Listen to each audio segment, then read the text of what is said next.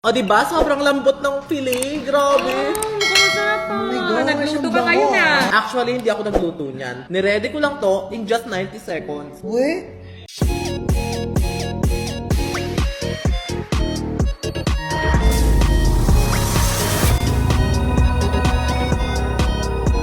So this is Ding Ding fried rice. Napakahusay na ito kasi hindi mo na siya kailangang lutuin. Ready to prepare na siya in just 90 seconds. Sobrang convenient na ito, lalong-lalo na pagbiglaan yung mga bisita mo. And don't worry, super secured yan kaya hindi mabilis mapanis. Lipat na natin siya and wow. Tignan nyo guys, sobrang lambot. Halatang premium rice talaga yung ginamit. Grabe, solid na solid yung chicken, no, as you can see. Grabe, ang sarap na agad kainin.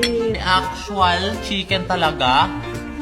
For sure, magugustuhan to ni Sophia at saka ni Doma. ay, Wala ito na? sa akin to. Akin to. Te, ako nakauna dito. Sa'yo na lang to, akin na lang to. Ops. Ba't pa kayo nag-aaway? Pares lang naman yan masarap. Tikman nyo parehas. Let's go. naman Taste Tikman ko. test. Natikman ko na kasi kanina eh. Chicken yung sa'yo, sa kanya fish. Oh, ano masasabi niyo?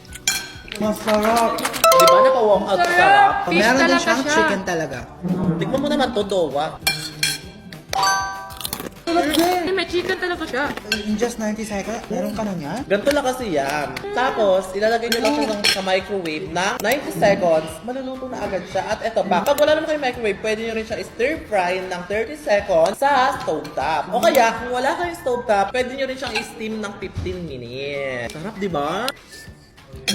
You know what I love the most about this product? It's convenient without sacrificing quality. And no additives, no preservatives, and of course, made with non-GMO rapeseed oil. And lastly, freshness preserved through ultra-high temperature sterilization, FYI. It also backed up FDA certification and quality management certification. Di ba? Pasabog? Pwede ba tayong bumili pa nito? Bili ka pa nito, order ka Oo, pa. order na nga din kami kasi bigay ko din kay Ipapatikin ko kay Sabi. Sure, orderan ko kayo, bibigyan ko kayo ng marami, pero ubusin na natin to! Sarap! Unahan pa ako.